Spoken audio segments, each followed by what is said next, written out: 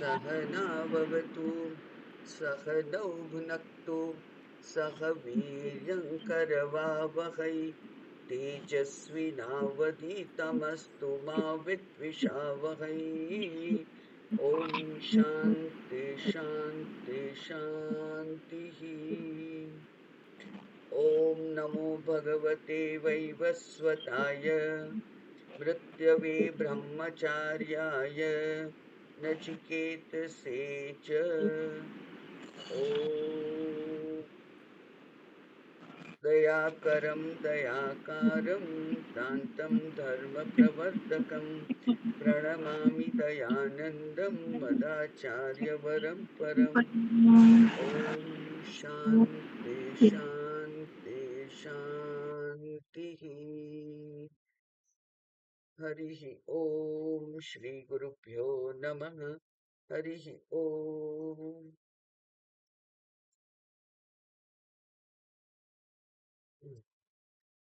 આપણે જોયું આગળ 4 મંત્રોમાં કે આ જે હિરણ્યગર્ભ, પછી પ્રાણ અને સૂર્ય એટલે કે વિરાટ. તો હિરણ્યગર્ભ એટલે સૂક્ષ્મ સમષ્ટિ સૂક્ષ્મ શરીર, પછી સમષ્ટિ સ્થૂળ શરીર અને પછી વિરાટ જે વ્યષ્ટિ છે તે. આમ ઈશ્વર સમષ્ટિ સૂક્ષ્મ શરીર, સમષ્ટિ સ્થૂળ શરીર એ બધું જ એ શું છે? એ ઉપાદાન કારણ છે, નિમિત્ત કારણ છે. એટલે કે સમગ્ર સૃષ્ટિ પરમાત્મા દ્વારા ઉત્પન્ન થઈ હોવા છતાં પણ પરમાત્મા એ એના કરતા નથી. એટલે કે એમના અધ્યક્ષપણા હેઠળ પ્રકૃતિ સૂયતે સચરાચરમ એવું જે ભગવાને કહ્યું ભગવદ્ ગીતામાં, એ પ્રમાણે બધું માયાનું જ સર્જન છે.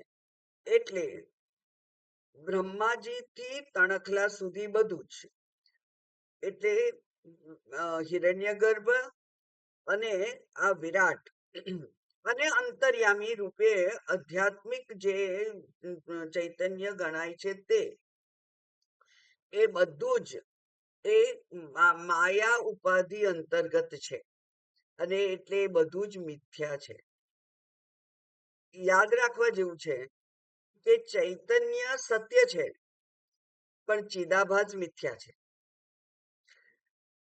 બ્રહ્મ સત્ય છે પણ જીવ મિથ્યા છે. એટલે બે સત્ય મિથ્યાને બે જુદા પાડી અને સમજવાનું હંમેશા આપણે ટેવ રાખવી પડે કે જેથી એ બે વચ્ચે ગૂંચવાડો થાય નહીં. હવે આવો ગૂંચવાડો થયેલો છે, કારણ કે આપણે કહીએ છીએ કે આ પરમાત્મા બ્રહ્મ સત્યમ જગન મિથ્યા એવું કહ્યું, અને એ જગત મિથ્યા કહી છતાંય પણ સત્યતા આપણે કોને આપીએ છીએ? આ શરીરને સત્યતા પ્રાપ્ત થાય છે. એટલે અહીંયા 10મા મંત્રની જે આનંદગીરી ટીકા છે એનું પહેલું વાક્ય વાંચીએ. બહુ જ સ્પષ્ટ સમજાઈ જશે કે પૂર્વ પક્ષી અહીંયા ઉભો કર્યો છે શંકરાચાર્યજીએ આ વિષય પરિવર્તન કરવા માટે. અત્યાર સુધી સૃષ્ટિ પ્રકરણ હતું અને હવે બ્રહ્મ પ્રકરણ શરૂ થશે. તો એ બે વચ્ચે કનેક્શન શું છે? તો એટલા માટે કહ્યું કે સર્વાત્મકમ બ્રહ્મ ઉત્તમ. બરાબર, સર્વાત્મકમ બ્રહ્મ કહ્યું ને, કારણ કે શુદ્ધ ચૈતન્ય એ બ્રહ્મ છે. ત્યાર પછી હિરણ્યગર્ભ, પ્રાણ અને વિરાટ, સૂર્ય એ બધું જ જે ગણાયું એ બધું જ બ્રહ્મ છે એવું કહ્યું. હવે એ બધું બ્રહ્મ કહ્યું તો પછી એ બધું સત્ય હોવું જોઈએ. બ્રહ્મ સત્ય છે તો એવું નથી. એટલે પૂર્વ પક્ષી કે છે કે સર્વાત્મકમ બ્રહ્મ મુક્તમ, જે તમે કહ્યું કે સર્વાત્મક છે બ્રહ્મ, બધું જ બ્રહ્મ છે. જો બધું જ બ્રહ્મ હોય તો પછી કશું કોઈનો લોપ થવો જોઈએ નહીં, કોઈનો નાશ થવો જોઈએ નહીં, કોઈનો જન્મ થવો જોઈએ નહીં, કોઈ વિકાર થવો જોઈએ નહીં, કોઈ વ્યવહાર થવો જોઈએ નહીં. બરાબર? કારણ કે બ્રહ્મમાં તો આ કશું છે નહીં. અને એટલે કે છે તદ અસત, એ શું છે? અસત છે. અને ત્યાં કહ્યું કે ઉપાધિ અવચ્છિન્ન ચૈતન્યસ્ય જીવસ્ય, જીવ કોણ છે? ઉપાધિ અવચ્છિન્ન ચૈતન્ય છે. એનું સંસારીત્વાદ, એ તો સંસારી છે. તો પછી વિરુદ્ધ ધર્મ ક્રાંતયો, એ બંનેના વિરુદ્ધ ધર્મ છે. એક સંસારી છે જે પ્રતિક્ષણ બદલવા વાળો છે, વિકારી છે, જન્મ મરણ વાન છે, એવો જે સંસારી જીવ, એ જીવ અને આ જે બ્રહ્મ છે જે નિર્વિકાર છે, એ બંને વચ્ચેનો તો ધર્મ કેવા થયા? વિરુદ્ધ ધર્મ થયા.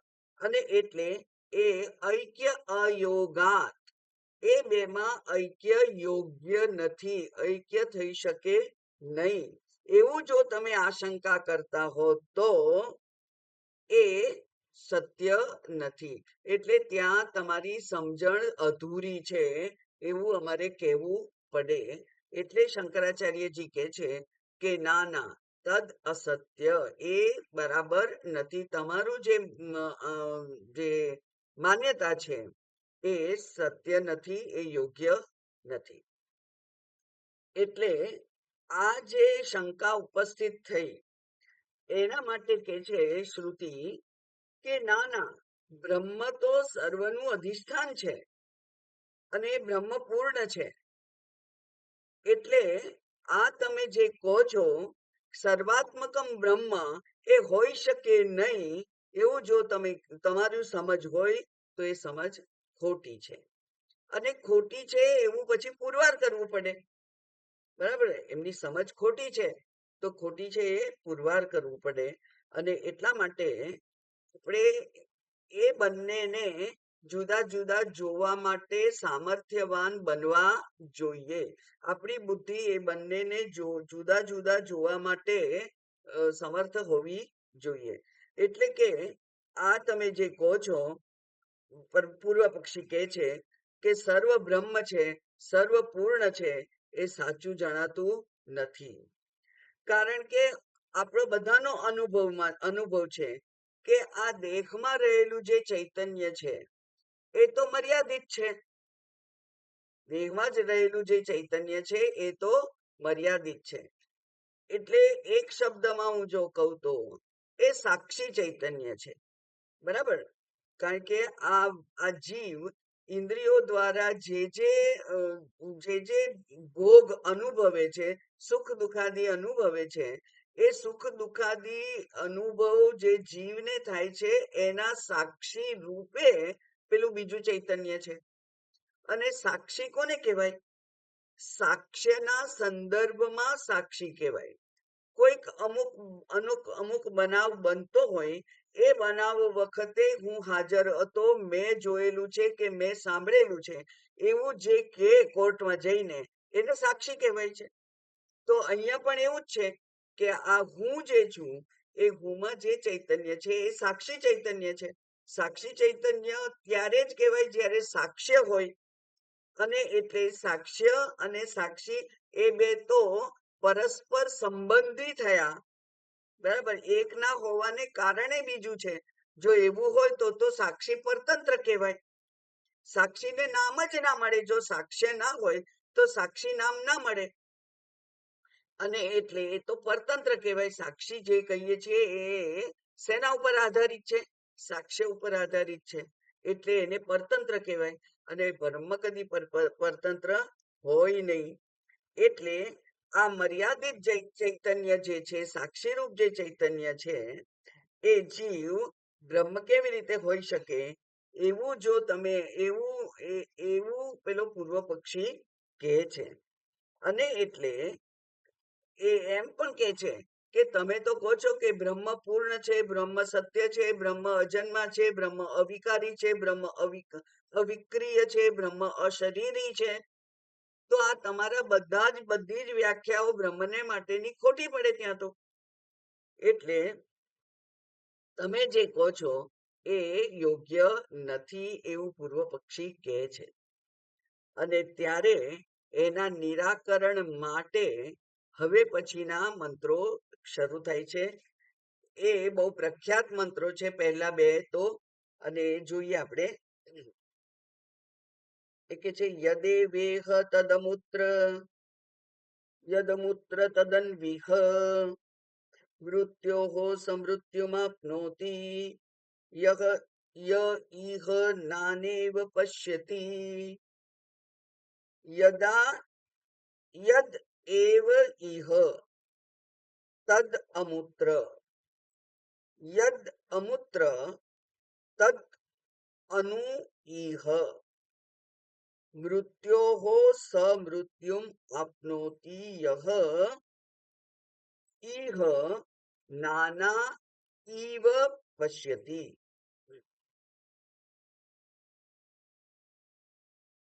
બહુ સુંદર આ મંત્ર છે. એ કે છે યદ એવ ઇહ. ઇહ એટલે અહીં. અહીં એટલે ક્યાં? આ દેહેન્દ્રિય સંઘાતમાં સાક્ષી રૂપે જે ચૈતન્ય, અંતર્યામી રૂપે જે ચૈતન્ય ભાસે છે, જે પ્રતિબિંબ રૂપ ચૈતન્ય જે આ દેહમાં અંદર છે, ક્યાં? હૃદય ગુફામાં છે એવું કહેલું આગળ. એ જે ચૈતન્ય છે તે જ ચૈતન્ય તદ અમૂત્ર, તે જ ત્યાં છે. ત્યાં એટલે ક્યાં? ત્યાં એટલે જે નિત્ય વિજ્ઞાન સ્વરૂપ ચૈતન્ય છે તે પૂર્ણ સચ્ચિદાનંદ બ્રહ્મ જેને તમે કહો છો તે જ આપેલું દેહમાં છે, એ જ ત્યાં છે. અને જે ત્યાં છે, ઊંધું પણ બોલે છે, જે ત્યાં છે એટલે કે જે સચ્ચિદાનંદ સ્વરૂપ પૂર્ણ અવિકારી બ્રહ્મ છે તે જ અહીં છે. યદ તદ યદ અમૂત્ર, જે ત્યાં છે, તદ અનુ ઇહ, એ તદ ઇહ એ અહીં છે. અને અનુ એમ કેમ કહ્યું? આપણને ખબર છે કે અનુસરણ કરે એને અનુ કહેવાય છે. બરાબર, આપણે કહીએ છીએ અનુકરણ. એ અનુકરણ એટલે બીજું જે કરતું હોય એનું આપણે કોપી કરીએ એને અનુકરણ કહેવાય. તો જે પેલું જે અધિષ્ઠાન ચૈતન્ય છે, જે સચ્ચિદાનંદ સ્વરૂપ ચૈતન્ય છે, એનું જ પ્રતિબિંબ રૂપે આ ચૈતન્ય અંતઃકરણમાં પ્રગટ થયેલું છે.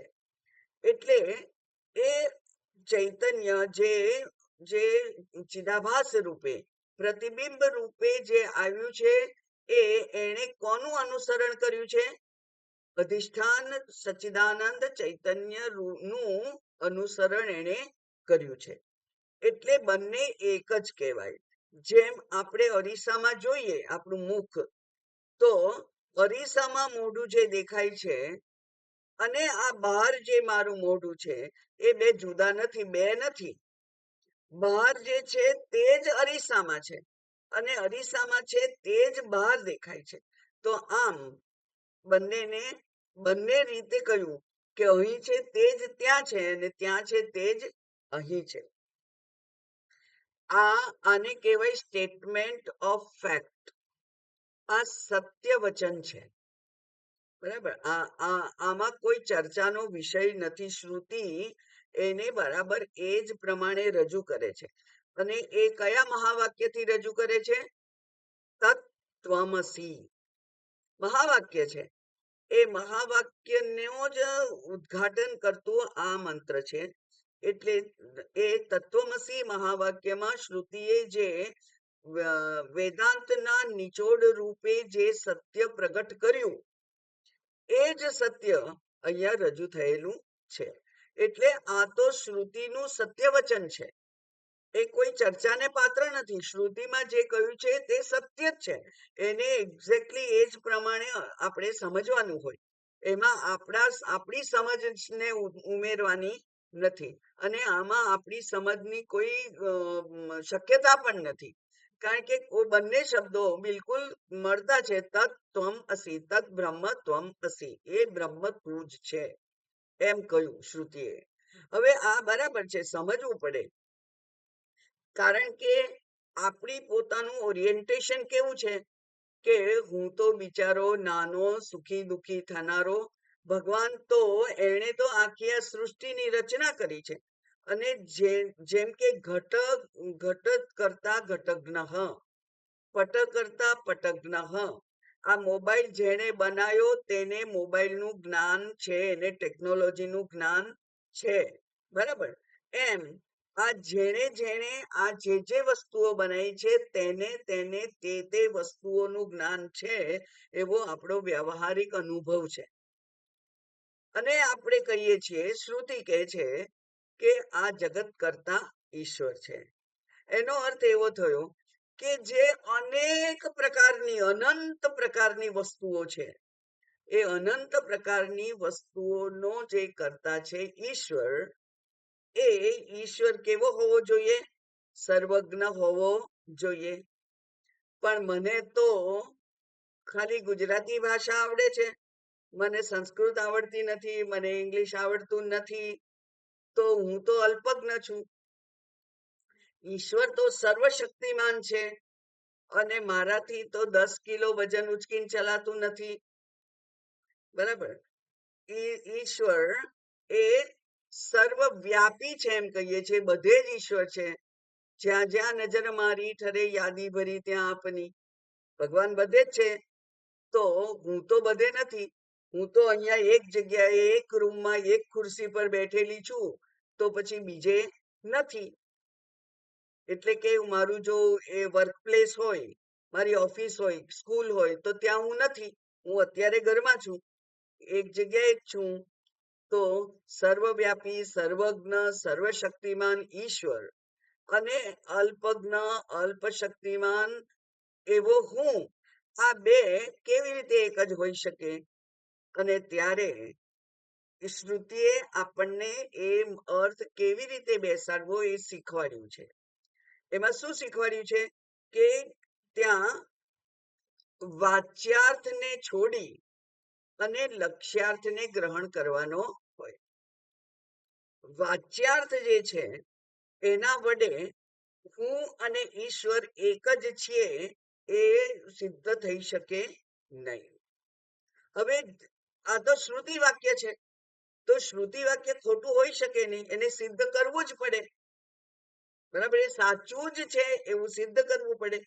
અને ત્યાં શ્રુતિએ આપણને શીખવાડ્યું કે અહીંયા લક્ષણાનો ઉપયોગ કરવો પડે. એ લક્ષણા પણ તમારાથી કઈ બહુ અજાણી નથી. વ્યવહારમાં પણ તમે ઉપયોગ કરો જ છો. તમે કોઈક બિચારો જે મંદ બુદ્ધિ વાળો છે એને તમે કહો છો એ ગધેડો છે, તો એ 4 પગ વાળું પેલું ગધેડા નામનું પ્રાણી નથી, એ તો 2 પગ વાળું મનુષ્ય છે. પણ એની બુદ્ધિ મંદ છે, અલ્પ છે, એવું કહેવા માટે તમે કહો છો. તો ત્યાં ગધેડું એવો તમારે વાચ્યાર્થ લેવાનો નથી, પણ એની બુદ્ધિમત્તાના અર્થમાં કરી અને લક્ષણા કરી અને એને સમજવાનું છે. એ પ્રમાણે અહીંયા પણ લક્ષણા કરવી પડે. અને એ લક્ષણા કરવાનું કેવી રીતે થઈ શકે? તો એમાં છે કે આ જે તમારી સમજવામાં ભૂલ થાય છે, એ તમારી આ લક્ષણાને સમજવાનું જે અવિવેક છે એના કારણે થાય છે. આપણું સામર્થ્ય નથી, લક્ષણા કરવાનું આપણું સામાન્ય સામર્થ્ય નથી. પણ આપણને આપણું સામર્થ્ય છે એવું હમણાં જ મેં કહ્યું તમને. એટલે માટે માત્ર શ્રુતિએ આપણું ધ્યાન દોરવું પડે કે ભાઈ તું જેવી રીતે વ્યવહારમાં આવું બોલે છે એવી જ રીતે અહીંયા પણ સમજવાનું છે. તો આ જે બેન સમજાતું નથી, ત્યાં અવિવેક થયેલો છે. કેવો અવિવેક થયો છે કે બે જે વસ્તુ નજીક નજીક છે એ બે સાવ એક જ છે. એ બે સાવ એકને જુદી પાડી અને સમજવું એ થોડું ચિંતન માંગી લે છે, થોડું સૂક્ષ્મ વિચાર માંગી લે છે. આ અવિવેક, એને અવિવેક કહેવાય છે. છૂટું પાડવું એના માટેનો જે આ શ્રુતિનો શબ્દ છે એ છે વિવેક. એટલે વિવેક કરવો એટલે છૂટું પાડવું. છૂટું શેનું કોણ શું પાડવાનું હોય? જે બે ભેગું થઈ ગયેલું છે એને છૂટું પાડવાનું હોય. દાખલા તરીકે લોખંડના ગોળાને આપણે અગ્નિમાં મૂકીએ અને તપી જાય તો લાલ ગોળો થઈ જાય છે. આપણે કહીએ આગનો ગોળો છે. હવે ખરેખર લોખંડ તો ઠંડુ છે, લોખંડ કાળું છે, પણ એ અગ્નિના યોગને કારણે, સંપર્કને કારણે લાલ થઈ ગયું છે. એવી જ રીતે અગ્નિ જે છે એનો તો ચોક્કસ આકાર છે નહીં, પણ અહીંયા તો ગોળ આકારનો અગ્નિ દેખાય છે. તો ત્યાં પરસ્પર અધ્યાસ થયો છે, પરસ્પર તાદાત્મ્ય થયું છે. લોખંડનો ગોળાએ અગ્નિના લક્ષણોને ગ્રહણ કરી લીધા છે અને અગ્નિએ લોખંડના ગોળાના આકારને અપનાવી લીધેલો છે. એમ એ ગોળો, લાલ તપેલો ગોળો એ કેવો દેખાય છે? એ કે છે લાલ છે, ખરેખર લોખંડ કાળું છે, લોખંડ ઠંડુ છે અને અત્યારે તો એને અડકાય નહીં એટલું ગરમ છે. તો આ જે પરસ્પર જે તાદાત્મ્ય થયું, એ પરસ્પર તાદાત્મ્યને આપણે છૂટા પાડી શકીએ છીએ. એ સામર્થ્ય આપણામાં છે. કેવી રીતે છે? વ્યવહારથી એ સામર્થ્ય આપણને પ્રાપ્ત થયેલું છે, કારણ કે આપણે જાણીએ છીએ કે આ બે ભેગું થયું છે. એ જ પ્રમાણે આપણે જ્યારે પાણીને અગ્નિના સંપર્કમાં રાખીએ છીએ ત્યારે એ પાણી ગરમ થઈ જાય છે અને આપણે કહીએ છીએ કે આ ગરમ પાણી છે. હવે પાણીનો સ્વભાવ તો ઠંડો છે, શીતળ છે. શીતળતા એ જળનું લક્ષણ છે, પણ અત્યારે તો હાથ અંદર નખાતો નથી એટલું ગરમ છે. તો આપણે સમજીએ છીએ કે પાણી ગરમ ના હોય, પણ પાણીને અગ્નિનો સંપર્ક થયો એટલે આપણને જે દઝાડનાર દ્રવ્ય છે એ અગ્નિ છે, એ જળ નથી. જળ દ્વારા અગ્નિ વ્યક્ત થયો છે, બરાબર ને? એટલે એને એની સાથે વ્યવહાર કેવો કરવો પડે? અગ્નિ જેવો વ્યવહાર કરવો પડે એની સાથે. કારણ કે અગ્નિની નજીક ના જવાય, દાજી જવાય. એમ ગરમ ગરમ પાણીમાં હાથ ના નખાય, દાજી જવાય. તો પાણી નથી દજાડતું, પણ પાણીમાં રહેલો જે અગ્નિ છે એ આપણને દજાડે છે. એટલે પરસ્પર જે તાદાત્મ્ય થયું છે, એ તાદાત્મ્યને કારણે એ બેને આપણે સામાન્ય રીતે છૂટા પાડી શકતા નથી. એમાં બહુ મહાન, બહુ મોટું અને બહુ જ બુદ્ધિ ગમ્ય એવું ઉદાહરણ શાસ્ત્રમાં છે, અને એ છે નિરક્ષીર વિવેક. એને તો વિવેક જ કહેવામાં આવે છે. તો પાણી અને દૂધ ભેગું થઈ ગયું છે. હવે પાણી અને દૂધને ભેગું થઈ ગયેલું હોય તો છૂટું પાડવું એ આપણા સામર્થ્યમાં નથી, પણ હંસ એને કરી શકે છે છૂટું. એટલે કે એક વિશેષ વિવેક શક્તિ એ હંસમાં છે અને એ એમાં ચાંચ નાખી અને દૂધ પી જાય છે અને પાણીને રહેવા દે છે. એવી જ રીતે અહીંયા જે આ જેને જીવ કહું છું, હું, એ હું પણ બે વસ્તુ ત્યાં ભેગી થઈ ગયેલી છે અને એ બે વસ્તુ છે પુરુષ અને પ્રકૃતિ, ચૈતન્ય અને આ શરીર, શરીરાદિ સંઘાત. શ્રુતિનો નિયમ છે કે જેનો જન્મ થયો છે એ જડ જ હોય, જનિત્વાત જડમ, બરાબર. પછી કે છે દ્રશ્યત્વાત અનિત્યમ, જે દ્રશ્ય છે એ અનિત્ય જ હોય. દ્રશ્ય એટલે જે ઇન્દ્રિયોથી ગ્રહણ થાય એવું હોય, એ તો અનિત્ય જ હોય અને આત્મા તો નિત્ય છે. તો પછી આ બંનેના પરસ્પર સંયોગથી આ જે એક એન્ટિટી, જે એક ઊભું થયું છે પદાર્થ, એને કયો છે જીવ. બરાબર, એને શું કયો છે? જીવ. જીવ નામની એક જુદી હસ્તી એ ઉત્પન્ન થઈ ગઈ અને એ બે વચ્ચેનું જે વિરોધી લક્ષણો છે, એ વિરોધી લક્ષણોને જાણે કે આપણે છૂટા પાડી શકતા નથી. આપણે પાડી શકીએ છીએ કારણ કે આપણે 20 વર્ષથી વેદાંતનું શ્રવણ કરીએ છીએ. એટલે આ બે અહીંયા જે બે ભેગું થઈ ગયેલું છે, એ બેને છૂટા પાડી શકાતા નથી.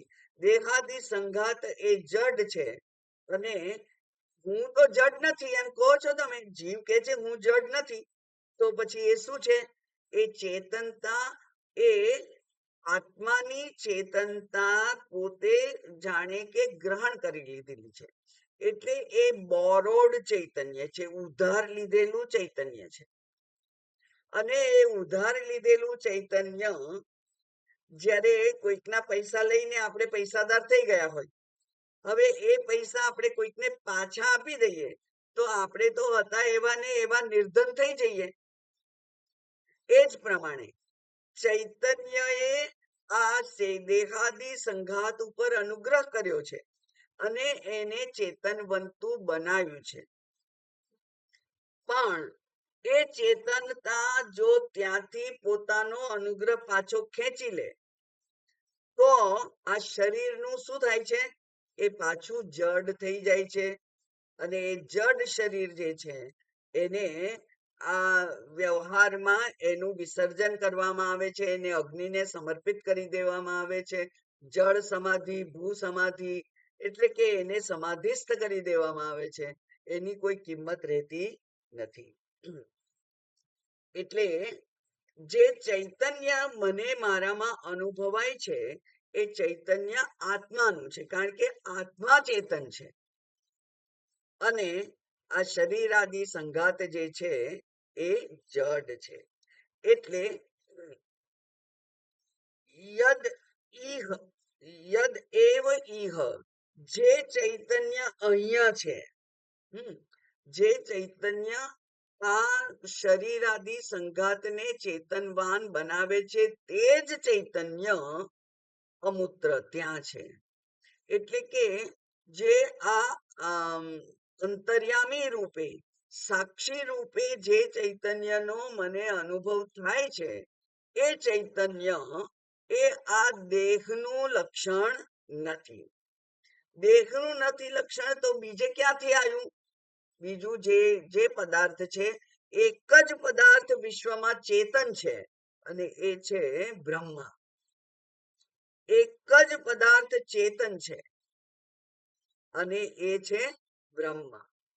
એ બ્રહ્મનું જે ચેતન છે એ ચેતનનો અહીંયા અંતઃકરણમાં પ્રતિબિંબ પડે છે. એટલે કે ભગવાને એ વ્યવસ્થા ગોઠવેલી છે કે અહીંયા અંતઃકરણ રૂપી અરીસો મૂકેલો છે. એ અંતઃકરણ રૂપી અરીસામાં આ બ્રહ્મનું જ પ્રતિબિંબ પડે છે અને પ્રતિબિંબ અને બિંબ એ બે જુદા શું કામ ગણવાના? કેવી રીતે હોય? તમારો પોતાનો અરીસાનો અનુભવ શું છે? અનુભવ એવો જ છે કે જે બહાર છે એ જ વસ્તુ અંદર દેખાય છે. એનો અર્થ કે એ બે એક જ છે. બરાબર? એટલે યદ ઈહ તદ અમૂત્ર, એ જે અહીંયા ચેતન છે એ જ ચેતન આ સચ્ચિદાનંદ બ્રહ્મ પરમાત્મા રૂપે પણ છે. હવે એનાથી ઊંધું જોઈએ તો યદ અમૂત્ર તદ અનુ ઈહ. યદ અમૂત્ર જે સચ્ચિદાનંદ છે તે જ ઈહ આ શરીરાદિ સંઘાતને ચેતનવાન બનાવનાર જે ચેતન છે તે એ જ ચેતન છે. અને બહારથી અંદરની વાત કરી છે એટલા માટે ત્યાં શબ્દ વાપર્યો છે અનુ. બરાબર, એટલા માટે એનો શબ્દ વાપર્યો છે અનુ. એટલે એ ત્યાં બહાર છે, એ જ અહીંયા છે. હવે કોઈ એવો આર્ગ્યુમેન્ટ કરે જેમ બધા દ્વૈતવાદીઓ કરે છે તેવો, કે ભાઈ હું ભલે તમે કહો છો કે ઈશ્વર છે અહીંયા, ઈશ્વરનું જે ચેતનતા છે એ ચેતનતા દ્વારા જ આ દેહ ચેતન બન્યો છે એવું તમે કહો, તો એ તો હું ઈશ્વરનો અંશ છું, કારણ કે મારા જેવા ચેતન તો અસંખ્ય છે. સમગ્ર ચેતન સૃષ્ટિ વનસ્પતિ સહિત બધું જ, અને બધા નાના મોટા બધા જ જીવો એ બધા જ પ્રતિબિંબિત ચૈતન્ય છે. અને પ્રતિબિંબિત ચૈતન્ય જે છે એટલે એ તો કેટલા બધા છે, અનેક છે. અને એટલે કહ્યું કે સારું તમે કહો છો તો હું માની લઉં છું, પણ હું ઈશ્વરનો અંશ છું, કારણ કે હું તો મારી વાત કરું છું ને. મમય વંશો જીવ લોકે એવું ભગવાને ભગવદ્ ગીતામાં કહ્યું છે, એટલે હું ભગવાનનો અંશ છું. તો આપણે એમ કહીએ કે પેલું તરંગ અને જળ, તો તરંગ બિચારું દુઃખી થાય કે હું તો નાનું અમસ્તું છું, અને મારે અને આ નદીને દરિયાને એને તો કેવી રીતે એકત્વ હોય, કેવી રીતે સંબંધ હોય? એ તો હોઈ ના શકે. હું તો આટલું નાનું છું. તો જળને એમ કહેવાય, તરંગને એમ કહેવાય કે તું તારું તરંગ નામ છોડી દે. તારું નામ તરંગ પડ્યું છે તે તું છોડી દે. મોજું એમ કે હું તો મોટું, અને એ મોટું છે એ પણ એને એમ ખાલી આપણે કહીએ કે તું તારું મોજું એવું નામ છોડી દે. પરપોટો છે એ તો સાવ નાનો છે, એને કહીએ કે તું તારું પરપોટો એવું નામ છોડી દે. જો નામને છોડી અને આપણે એને જોઈએ તો એ શું છે? જળ છે. તો નાનું હોય કે મોટું હોય, પરપોટો હોય કે મોટું મોજું હોય, સુનામી હોય, પણ ગમે તે હોય તોય એ અંતે શું છે? જળ છે. પેલી નાકમાં નાખવાની ચૂની, આટલી નાની રઈના દાણા જેટલી, એ કે નાના હું તો કઈ થોડું સોનું હોય. તો એ સોનું નથી, સોનું તો છે જ. એનો આકાર નાનો છે, એનું એનું કદ નાનું છે, રૂપ નાનું છે, નામ એને આપેલું છે ચૂની, સાવ નાની હોય, પણ એ છે તો સુવર્ણ. એટલે એ નાનકડા આકારને સોનું ના કહેવું, એવું તો કેવી રીતે કરી શકીએ આપણે? અને એ પોતે પણ એ કેમ એવું માને? આકાર મારો નાનો છે, પણ હું છું તો સોનું છું. એમ આ બે વચ્ચે કોઈ અંતર નથી. તરંગ એ જ જળ છે. તરંગ ભલે નાનું છે, પણ એ જળ છે. તો આવું ક્યારે થાય? આ બંનેને કેવી રીતે સમજવાનું છે? તો એ કે છે કે આને ઉપાધિ ધર્મ કહેવાય. એને શું કહેવાય? ઉપાધિ ધર્મ કહેવાય. ચૂનીનું ઉપાધિ નાની છે. પેલું નાનકડું જીવડું હોય, મચ્છર હોય,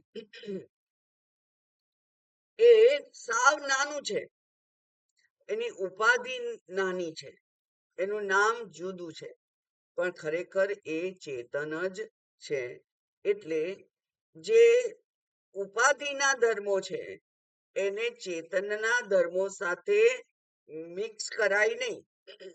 આપણી સમજ એટલી સ્પષ્ટ હોવી જોઈએ કે ઉપાધિનો ધર્મ એ જ પેલા મોટું છે એનો પણ ધર્મ છે, જેને ઉપહિત ચૈતન્ય કહેવાય. ઉપાધિ અને ઉપહિત એટલે ઉપાધિમાં રહેલું ચૈતન્ય એનું નામ છે ઉપહિત ચૈતન્ય અને સર્વવ્યાપી ચૈતન્ય અથવા શુદ્ધ ચૈતન્ય અથવા સચ્ચિદાનંદ બ્રહ્મ. બરાબર. સર્વવ્યાપી, સર્વજ્ઞ, સર્વશક્તિમાન બ્રહ્મ અને એક દેહમાં રહેલું, એક ઉપાધિમાં રહેલું જે ચૈતન્ય છે એ ઉપહિત ચૈતન્ય છે. તો ઉપાધિના ધર્મો જે છે એ ઉપાધિના ધર્મો એ ચૈતન્યને લાગુ પડે નહીં. બે જુદા જુદા છે. પેલું ગરમ પાણી છે એમાં પાણીનો ધર્મ છે દ્રવ્યતા અને અગ્નિનો ધર્મ છે ઉષ્ણતા. એ દ્રવ્યતા અને ઉષ્ણતા એ બે પરસ્પર મળી ગયા છે અને ત્યારે આપણે એને કહીએ છીએ ગરમ પાણી. આ ગરમ પાણી જે શબ્દ છે એ જ ખોટો છે, કારણ કે પાણી એટલે ઠંડુ હોય. બરાબર. અને અગ્નિ એ કદી દ્રવ્ય હોય નહીં. જે વહે દ્રવ્ય એટલે જે વહેતું છે તે, તો અગ્નિ વહે નહીં અને પાણી ગરમ હોય નહીં. બંને એકબીજાના ધર્મોને તત્પૂરતા ગ્રહણ કરી લીધા છે, કાયમ માટે નથી. તત્પૂરતા ગ્રહણ કરી લીધા છે અને એટલે એ બેને આપણે છૂટા પાડી શકતા નથી. એવી જ રીતે અહીંયા શ્રુતિ કે છે કે ઇહ અને અમૂત્ર. ઇહ એટલે અહીં અને અમૂત્ર એટલે ત્યાં. આ અહીં અને ત્યાં એ બંને દેશવાચી શબ્દો છે. તો આ ચૈતન્ય એ કોઈ દેશમાં બંધિત થાય એવું છે? જે સર્વવ્યાપી હોય એને તમે ક્યાં બાંધો? એને અહીં અને ત્યાં એવું કેવી રીતે કહેવાય? તો જે અહીં અને ત્યાં એમ કહ્યું એ માત્ર સમજાવવા માટે કહ્યું. અહીં એટલે આ શરીરમાં દ્વારા વ્યક્ત થતું પ્રતિબિંબિત ચૈતન્ય અને ત્યાં એટલે જે સર્વવ્યાપી ચૈતન્ય છે તે. એમ અહીં અને ત્યાં એ શબ્દો પણ અહીંયા ખાલી સમજવા માટે હોઈ શકે. અને એટલે જ્યારે પેલા ભગવદ્ ગીતામાં કહેલું કે મમઈ વાંશો જીવ લોકે, ત્યારે શંકરાચાર્યજીએ ત્યાં સમજાવ્યું છે અંશ ઈવ અંશ, જાણે કે અંશ, અંશ ઈવ અંશ એવું કહ્યું છે ત્યાં. એટલે કે એ ખરેખર અંશ નથી, પણ તમે એમ માનો છો કે આ એક શરીરમાં છે અને એટલે એને જાણે કે અંશ હું કહું એવું કહી શકાય. પણ એને એવું સમજવાનું નથી, કારણ કે જે અશરીરી છે એનું એક અંશ કેવી રીતે હોય? આપણે શરીરી છીએ એટલે આપણી એક આંગળી કપાઈ જાય, એક આંગળીને વાગે, કોઈક વાર 6 આંગળી હોય. આ અંગના બધા લક્ષણો છે. જેને અંગ જ નથી એનો અંશ કેવી રીતે હોય? બરાબર. એટલે એને પણ અંશના દ્રષ્ટિકોણથી સમજી શકાય નહીં. એટલે ત્યાં કેવું છે? અંશ ઈવ અંશ. એવી જ રીતે અહીંયા પણ સમજવાનું કે અહીં અને ત્યાં. ત્યાં ઉદાહરણ આપ્યું છે શ્રુતિએ કે જેમ સ્ફટિક જે છે જેને કોઈ રંગ નથી, એની બાજુમાં પીળું ફૂલ મૂકો તો સ્ફટિક પીળો દેખાય, એની બાજુમાં લાલ ફૂલ મૂકો તો સ્ફટિક લાલ દેખાય. તો લાલ અને પીળો એ જે રંગ છે, ઉપાધિના રંગ છે. એ ઉપાધિના રંગ જે નિરુપાધિક છે એનામાં આપણે આરોપિત કરીએ છીએ. આપણા દ્રષ્ટિથી એવું દેખાય છે, ખરેખર રંગ લાગી નથી જતો. જેવી રીતે આપણે બે કપડા કલર જતો હોય એવા બે કપડા ભેગા બોલીએ તો એકનો કલર બીજાને લાગી જાય. અહીંયા તો કલર લાગતો નથી, કારણ કે પેલો સ્ફટિક તો કોણ છે? અસંગ છે. આત્મા તો અસંગ છે. એટલે આત્માને કઈ શરીરનો રંગ લાગી નથી જતો. પણ એમ કહેવાય છે કે ફૂલનો રંગ છે એના જેવો, એ રંગ જેવો સ્ફટિક દેખાય છે. એટલે પ્રતીતિ ગમે તે થતી હોય, પણ પ્રતીતિ એ સત્ય નથી. જેમ આપણું સ્વપ્ન પ્રતીતિ છે, ત્યાં આપણે બધું જ સમગ્ર સૃષ્ટિ ઉત્પન્ન કરીએ છીએ અને એનો ભોગ પણ કરીએ છીએ, પણ એ માત્ર પ્રતીતિ છે. અને પ્રતીતિ છે એટલે જાગી ગયા પછી એ અનુભવમાં આવતી નથી, રહેતી નથી. આમ ઇહ યદ એવ ઇહ તદમૂત્ર, યદ અમૂત્ર તદ અનુ ઇહ. જે અહીંયા એટલે કે અહીંયા આ એક શરીરમાં જેને કહેવાય ઉપહિત ચૈતન્ય, એ જ નિરુપાધિક ચૈતન્ય છે. અને નિરુપાધિક ચૈતન્ય જ પ્રતિબિંબ રૂપે આ શરીરમાં વ્યક્ત થયેલું છે. એટલે બે ચૈતન્ય નથી. બરાબર. આ વેદાંતનો જે અદ્વૈત સિદ્ધાંત છે, એ અદ્વૈત સિદ્ધાંત ને સમજાવવા માટે જે મહાવાક્ય છે તત્વમસી, એનો અહીંયા ખરેખર ઉદ્ઘાટન થયું. એ અહીંયા સમજાયું આપણને કે તત બ્રહ્મ એટલે કે તદ નિરુપાધિક નિરવયવ બ્રહ્મ, બરાબર, સચ્ચિદાનંદ સ્વરૂપ પૂર્ણ બ્રહ્મ, એ જ ત્વમ તું, જે માત્ર પ્રતિબિંબ રૂપે તને પ્રાપ્ત છે એવું આ શરીરમાં રહેલું અંતર્યામી ચૈતન્ય, ઉપહિત ચૈતન્ય, એ બે એક જ છે, બે ચૈતન્ય છે નહીં. પ્રતિબિંબ વગર પ્રતિબિંબ હોઈ શકે જ નહીં. સાવ સાવ સામાન્ય છે ને, બિંબ વગર પ્રતિબિંબ હોઈ શકે નહીં. અને એટલે સર્વવ્યાપી જે છે એ આપણા ઇન્દ્રિયોથી ગ્રહણ થઈ શકે એમ નથી. ઇન્દ્રિયોની મર્યાદા હોય છે. આકાશ ઇન્દ્રિયોથી ગ્રહણ થઈ શકે નહીં. એ ઉપર જે આકાશ છે એમાં વાદળ આવી ગયું એક કાળું, તો એ વાદળ આપણને દેખાય છે, આપણી ચક્ષુરેન્દ્રિયથી આપણે જોઈ શકીએ છીએ. પણ એ વાદળ જેમાં છે એ આકાશ દેખાતું નથી. જે સર્વવ્યાપી હોય એને કદી ઇન્દ્રિય ગ્રહણ કરી શકે નહીં. તો ઇન્દ્રિયોના ગ્રહણ કરીએ એને જ જો સત્ય માનીએ આપણે, તો આ ઇન્દ્રિયોથી ગ્રહણ કરી શકાય એમ નથી. અને અતિન્દ્રિય વિષયે શાસ્ત્ર એવ પ્રમાણમ, તો જ્યાં એ ઇન્દ્રિયોનો વિષય નથી બનતો ત્યાં શાસ્ત્ર કહે છે કે તદ બ્રહ્મ ત્વમસી, એ બ્રહ્મ તું જ છે. અને એને લક્ષણાથી સમજાયું, ઉદાહરણોથી સમજાયું. એટલે કે શ્રુતિ, યુક્તિ અને અનુભૂતિ, ત્રણે ત્રણ જે પ્રમાણ છે, ત્રણે ત્રણ જે એની પરીક્ષા છે, એમાંથી આ પસાર થાય છે. તો એ સત્યને એ રીતે સમજવાનું હોય. એટલે આ જે વાત છે એ કેવું છે? એ મહાવાક્ય છે. આમ પહેલા લીટીમાં શાસ્ત્રએ તત્વમસી મહાવાક્યનું જુદા શબ્દોથી નિરૂપણ કર્યું કે જે અહીં છે, અહીં એટલે કે આ જીવ પોતાને જે ચેતનતા અનુભવી અને હું ચેતન છું એમ કહે છે, એ ચેતનતા જ સર્વવ્યાપી ચેતનતા છે. અમૂત્ર એટલે જે સર્વવ્યાપી સચ્ચિદાનંદ ઈશ્વર છે તે એ જ છે. તો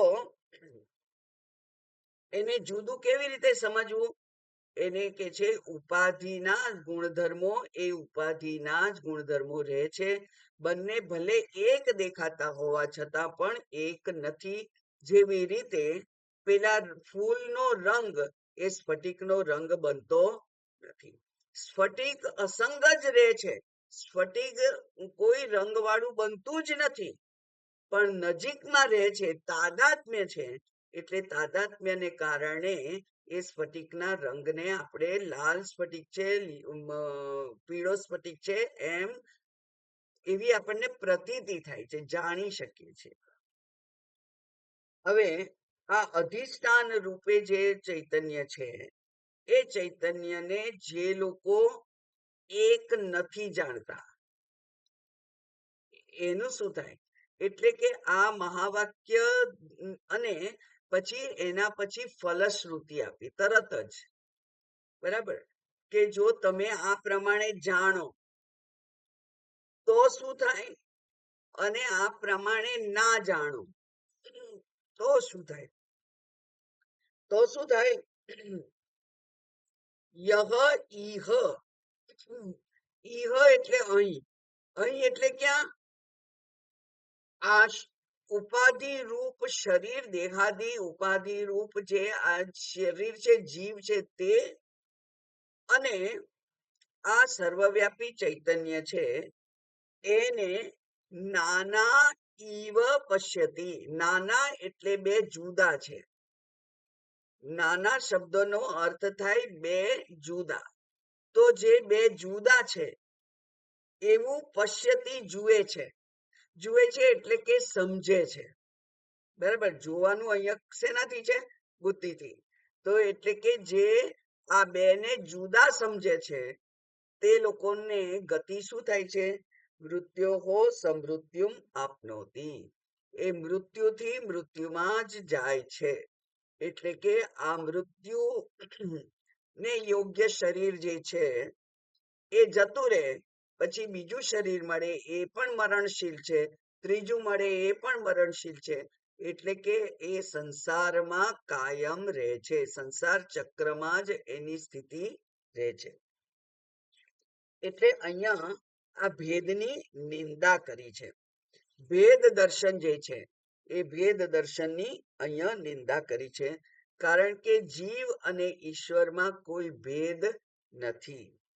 એમ છતાં પણ પોતાને ભેદ રૂપે સમજી અને આ જીવ હું બિચારો નાનો સુખી દુખી થનાર, કરતા ભોગતા, પાપ પુણ્ય કરનાર, નવા ઉચ્ચ શરીર માટે હું પુણ્ય કરું, અને અત્યારે મને જે દુઃખ પડે છે એ પૂર્વમાં કરેલા પાપ કર્મને હું બિચારો ભોગવું છું, એવું જે સમજે છે એ લોકો શું કરે છે? તો એ કે છે એ લોકો ની દ્રષ્ટિ સત્યને જોતી નથી. એ મિથ્યા દ્રષ્ટિથી જ પોતાનું કારભાર ચલાવે છે. અને મિથ્યા દ્રષ્ટિ એટલે કેવી દ્રષ્ટિ? જે જ્યાં છે જ નહીં તેને ત્યાં જુએ છે, બરાબર. જે છે જ નહીં, જે સત્ય જ નથી એને જુએ છે. જેમ પેલા નાના બાળકને રમાડવા માટે આપણે વાઘનું મોઢું પહેરી દઈએ અને પછી હું વાઘાયો એમ કરીએ, તો તમે વાઘ બની જતા નથી, એ તો નાટક છે. તમે માત્ર વાઘનું મોઢું પહેર્યું છે. એવી જ રીતે આ તો જીવ રૂપી એક બુરખો પહેરી દીધેલો છે આપણે. એ લાલ, લીલો, પીળો, કાળો ગમે તે હોય, પણ એ બુરખો એ મેં પહેરી દીધેલો છે, જેના કારણે પેલું જે સત્ય છે, સત્ય શરીર છે, એ સત્ય શરીર પછી ત્યાં એનું આપણને દર્શન થતું નથી, બરાબર. એટલે આ જે અનેકતા ભાસે છે એને હવે શાસ્ત્રના દ્રષ્ટિકોણથી કેવી રીતે સમજવી? તો ત્યાં શાસ્ત્ર જ આપણા મદદમાં આવે છે અને કહે છે કે આ સૃષ્ટિમાં જે કઈ પદાર્થો છે, જે કઈ વસ્તુઓ છે એને 5 લક્ષણ હોય છે. અસ્થિ, ભાતિ, પ્રિય, નામ, રૂપ. તો જેનાથી હું છેતરાઈ જાઉં છું, જેનાથી જે મને અવિવેકમાં ખેંચી જાય છે, એ શું છે? એ છે નામ અને રૂપ. નામ અને રૂપથી જ હું વ્યવહાર કરું છું અને નામ રૂપને જ હું સત્ય માનું છું. નામ રૂપ જ મને દુઃખી સુખી કરે છે. સામેવાળી વ્યક્તિ સાસુ છે, એને આપણે એક મનુષ્ય જ સમજીએ, એક એક મનુષ્ય છે, તો એક મનુષ્યએ બીજા મનુષ્ય સાથે કેવી રીતે વ્યવહાર કરવાનો, એવું જો હું સમજું તો ત્યાં કોઈ સંઘર્ષ થાય જ નહીં. ત્યાં નથી રાગ, નથી દ્વેષ, ત્યાં નથી ગમતું અને નથી અણગમતું, ત્યાં મારું અને મારું નહીં એવું એવા ભેદ પડતા નથી. એટલે ભેદને દર્શાવનાર કયા ફેક્ટર્સ છે, જે જુદાપણું બતાવે એ કયા ફેક્ટર્સ છે? એ તો છે નામ અને રૂપ. એટલે બંગડીને, બુટ્ટીને, હારને, વીંટીને આપણે જુદા જુદા સમજવા માટેના ફેક્ટર કયા છે? એના નામરૂપ, એનો ઉપયોગ, એની વ્યવહારિક ઉપયોગિતા, એનું વ્યવહારિક સ્થાન. બરાબર. હું મેનેજર છું અને આ સામે જે બેઠેલો છે એ પટાવાળો છે, એવું જો હું કહું તો હું મારી ઉપાધિને ધ્યાનમાં રાખીને કહું છું. બાકી એ પણ મનુષ્ય છે અને હું પણ મનુષ્ય જ છું. એવો જો ભેદ ના હોય તો કોઈ સંઘર્ષ થાય જ નહીં. એટલે આ સુખી દુખી કરનાર જે છે તત્વો, એ કયા તત્વો છે? એ છે નામ અને રૂપ. અને નામ એટલે એકલું નામ નથી ગણવાનું હોતું. નામ હોય છે, પછી એને નામ માટે જાતિ હોય છે, જાતિ એની ક્રિયા હોય છે, એનો સંબંધ હોય છે. આ બધાથી નામ જણાય છે. એટલે આ સામે બેઠેલી સ્ત્રી મારી સાસુ છે એટલે ખરાબ જ હોય, પણ સામે બેઠેલી સ્ત્રી મારી સખી હોય, મારી બહેનપણી હોય તો એ ખરાબ નથી, કારણ કે એ મારી બહેનપણી છે. બંને સ્ત્રીઓ છે, બંને મનુષ્ય છે, પણ બંનેની ઉપાધિ જુદી જુદી છે. આ નામ રૂપના ભેદથી જ સમગ્ર સંઘર્ષ, સુખનું કારણ, દુઃખનું કારણ, એ રાગ, દ્વેષ, ઈર્ષા બધું જ કેમ થાય છે? નામરૂપથી. અને નામરૂપ કેવું છે? બદલાતું છે. નામરૂપ તો બદલાય છે. જે બદલાય એ શું હોય? અનિત્ય હોય. જે બદલાય એ મિથ્યા હોય. જે બદલાય તે માયા હોય, કારણ કે માયાનું એક રૂપ છે જ નહીં. બહુરૂપા માયા, માયાનું નામ જ છે બહુરૂપી. તો બહુરૂપિયા જે છે એ માયા છે. માયાથી કેમ છેતરાવાનું? પેલો બહુરૂપિયો આપણા ઘર પાસે ભીખ માંગવા આવ્યો હોય અને એને વેશ ધારણ કર્યો છે સાધુનો, તો એ જે સાધુનો વેશ છે એને સાધુ સમજો તો સાધુ પ્રમાણેનો વ્યવહાર કરશો. એને ભિખારી સમજશો તો ભિખારી જેવો વ્યવહાર કરશો. બરાબર. એટલે આપણો વ્યવહાર નામરૂપથી જ ચાલે છે અને નામરૂપ તો સત્ય છે નહીં. આપણે ઉદાહરણ જોયેલું કે પેલી છીપકલી, પેલી પેલી પેલી એને શું કહેવાય છે? છીપોલી. રંગ રૂપ નહીં, એના રંગ બદલે તે ચોમાસામાં હોય. કાચંડો. કાચિંડો. કાચંડો. કાચિંડો. એ કાચિંડો છે, નામ એના રંગ બદલે. હું જોઉં અને મને બહુ જ ગમી જાય રંગ, અને હું દોડતી દોડતી અંદર આવું અને કહું, જુઓ જુઓ, સરસ સરસ, એટલી સરસ સોનેરી પેલો કાચિંડો છે, અને બહાર જઈએ ત્યારે લીલો થઈ ગયો હોય. માયા તો એવી જ છે. થોડીક વાર આકર્ષે, પોતાના પંજામાં લઈ લે અને પછી એને ઈચ્છા હોય એ પ્રમાણેનો વ્યવહાર તમારી પાસે કરાવે. આ માયા છે. એટલે જે નામ અને રૂપ છે એ જ આપણને ગેરમાર્ગે દોરનાર છે. આપણો વ્યવહાર પરાપૂર્વથી અનંત કાળથી નામરૂપથી જ થઈ રહ્યો છે. અને નામરૂપને જ આપણે સત્ય માનીએ છીએ. નામરૂપને સત્ય માનીને જ આપણે વ્યવહાર કરીએ છીએ અને આપણે સતત છેતરાતા રહીએ છીએ. હવે એવો તો કયો બુદ્ધુ માણસ હોય કે જે એક દુકાને ખરીદી કરવા જાય અને પછી એ એક બે વખતમાં સમજી લે કે આ તો છેતરનાર માણસ છે, એને ત્યાં ફરી જવાય નહીં. વ્યવહારમાં તો આપણે સમજીએ છીએ, તો અહીંયા કેમ નથી સમજતા કે આ શરીર મારા દાદાનું શરીર હતું અને મેં વ્યવહાર કર્યો ને દાદાનું શરીર તો જતું રહ્યું, મારું શરીર પણ જતું રહેશે. જે કાયમ નથી રહેવાનું એને સત્ય માની અને જે પણ વ્યવહાર કરીએ છીએ એ કેવો વ્યવહાર છે? મિથ્યા છે. તો વળગવું સોને જોઈએ આપણે? સત્યને. અને એટલે અસ્થિ ભાતિ પ્રિય એ બ્રહ્મના લક્ષણ છે અને એ બ્રહ્મના લક્ષણ એ જ મારા લક્ષણ છે.